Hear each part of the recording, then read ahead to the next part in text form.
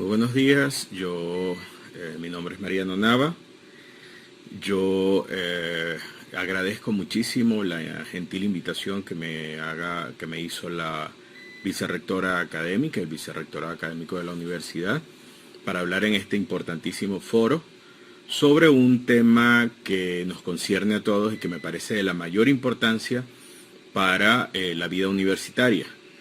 Yo hablo, por supuesto, desde mi experiencia. Yo fui director del Consejo de Publicaciones entre los años 2004 y 2009 y por tanto director coordinador de la Feria Internacional del Libro, la llamada FILU. Desde ese punto de vista y desde esa perspectiva y desde esa experiencia voy a hablar de la edición universitaria y voy a atreverme a hacer unos diagnósticos de la situación y unas perspectivas que podríamos trazar. En primer lugar, voy a decir una cosa que pareciera bastante obvia, y es que, como bien sabemos, la función de la universidad es crear conocimiento. Pero ese conocimiento va a ser inútil si ese conocimiento no es propagado, si ese conocimiento no es difundido. Por eso es que las editoriales universitarias tienen un valor muy especial. Porque sin las editoriales universitarias no va a haber, desde luego, no se va a poder cumplir esa función importante que tienen las universidades. En ese sentido, creo que fue un absoluto acierto la creación ya hace más de 40 años del Consejo de Publicaciones. El Consejo de Publicaciones de la Universidad de los Andes estuvo dirigido por gente de la mayor importancia y gente de la mayor relevancia en la vida cultural, no de Mérida, sino de toda Venezuela, como es el caso, por ejemplo, de Salvador Garmendia. Pero también los directores que vinieron posteriormente fueron de gran importancia. ¿Qué fue lo que pasó después? ¿Qué fue lo que ocurrió con el desarrollo de la universidad toda?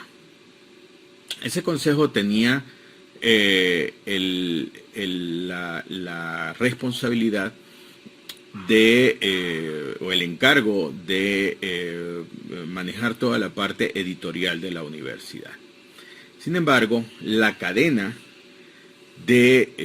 editorial, del mundo editorial, tiene que ver con tres partes fundamentales. La primera sería la edición, la segunda sería la impresión, obviamente, y la tercera sería la distribución.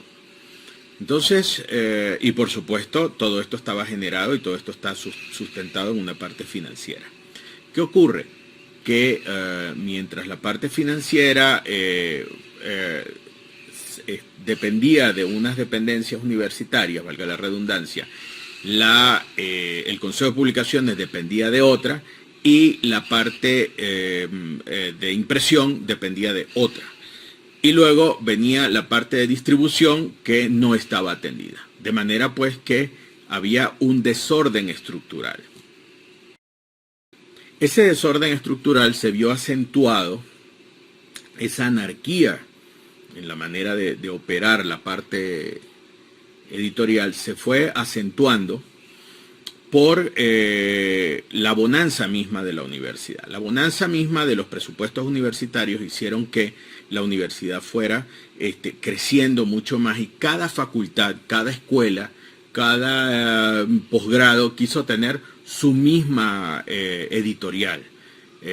Hubo editoriales por parte de la facultad. Entonces se dio unos paralelismos y una distracción de los presupuestos universitarios dedicados a la edición, que fue muy perjudicial, porque se distrajeron no solamente recursos, sino energías que pudieron haber sido mejor canalizadas en ese sentido. A todas estas, por cierto, se desatendió, como dije anteriormente, un problema capital y un problema estructural de la parte editorial en este país, que es el problema de la distribución. Entonces realmente se publicaban 3.000, sí, por supuesto, con una falta de criterio comercial absoluta y con una falta de criterio incluso editorial absoluta, se editaban, por ejemplo, 3.000 ejemplares de un libro científico que en 2 años o en 3 años ya venía a estar obsoleto y ya estos libros ahí se quedaban en almacenes porque no se distribuían, porque, en fin, entonces allí hubo un problema que desembocó en una inviabilidad del sistema editorial. En ese sentido, una de las respuestas positivas que dio la universidad fue la creación de la FILU. La Feria Internacional del Libro Universitario, como ustedes saben, llegó a convertirse en la principal vitrina editorial académica de este país.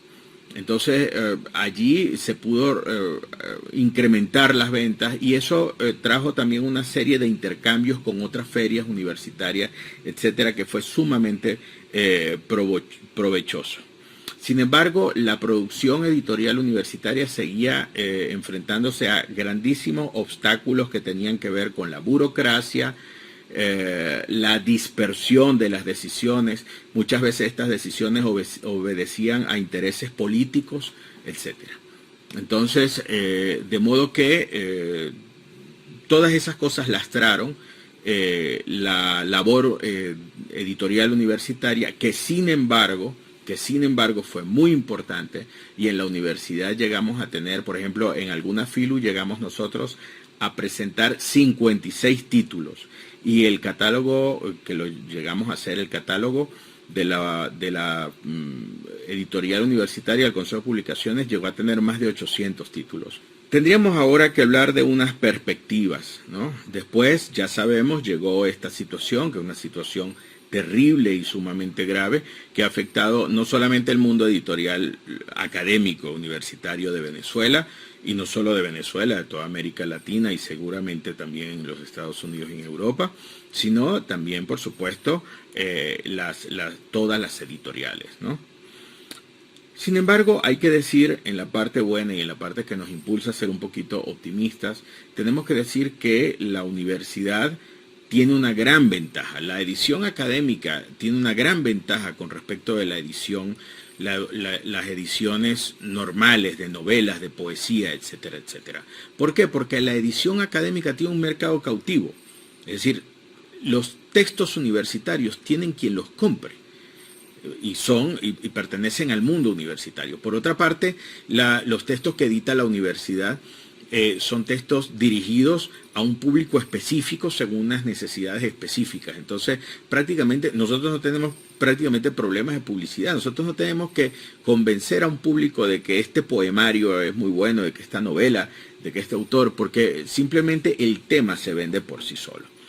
Y en ese sentido, nosotros en la universidad teníamos, y espero que volvamos a tener, un talento también universitario cautivo. Nosotros tenemos una cantidad de profesores cuyas investigaciones de altísimo valor están esperando ser publicadas. Entonces, en ese sentido, no habría sino reactivar ese interés una vez, por supuesto, que se reactive las universidades, porque hay que tener en cuenta que en estas circunstancias es prácticamente imposible tener una dinámica editorial normal, ¿no? Pero una vez que pase esta coyuntura, no solamente política, no solamente económica, sino también producto de la pandemia, deberíamos esperar que con unas medidas adecuadas pueda volver a arrancar como debe ser el mundo editorial universitario y con ellos las ediciones de la universidad, para que la universidad vuelva a tener el nivel académico, porque hay que decir que las publicaciones son las que dan el nivel académico, porque las publicaciones expresan el nivel de las investigaciones que se dan en una universidad. ¿Qué es lo que hay que hacer entonces? Bueno, yo creo que unas medidas básicas, pero que además son medidas estructurales y que tienen que esa decisión política tiene que darse, serían imprescindibles para lograr que la Universidad de los Andes no solamente vuelva a tener el nivel que una vez tuvo, el nivel editorial, sino que por supuesto sea un nivel superior y que vuelva a conquistar el nivel, el lugar que tuvo entre las universidades no venezolanas, sino, repito, latinoamericanas. ¿Cuáles serían esas? Bueno, en primer lugar, abrirse al mercado, sin restricciones, sin ningún tipo de trabas burocráticas. Nosotros llegamos a tener muchas trabas burocráticas para incrementar los niveles de venta, porque ese punto no puede ser, porque eso tiene que estar fiscalizado por corporaciones, por otras autoridades universitarias. Eso tiene la universidad, la editorial debe tener autonomía en sus decisiones, no solamente comerciales, sino también editoriales. No puede ser que la universidad o algunas autoridades impongan por razones políticas los libros que se deben editar y cuáles no. Eso no puede ser. Entonces, tenemos que abrirnos al mercado, recuperar la autonomía editorial, como estoy diciendo, volver a tener un programa de captación de talento universitario, de talento científico, que lo tuvimos a través de los programas de investigación del CDSH, ¿verdad? Recuperar la profesionalización del mundo editorial, ¿verdad? Que ya el mundo editorial no dependa de decisiones políticas ni de decisiones de otro tipo que no sean las de la difusión del conocimiento por el conocimiento, no supeditado a ningún otro. Y finalmente pienso, estoy seguro de eso, hay que asumir una organización y una estructura mucho más racional. Hay que racionalizar las estructuras editoriales universitarias. Eso es imprescindible si queremos tener una gestión mucho más eficiente, mucho más eficaz.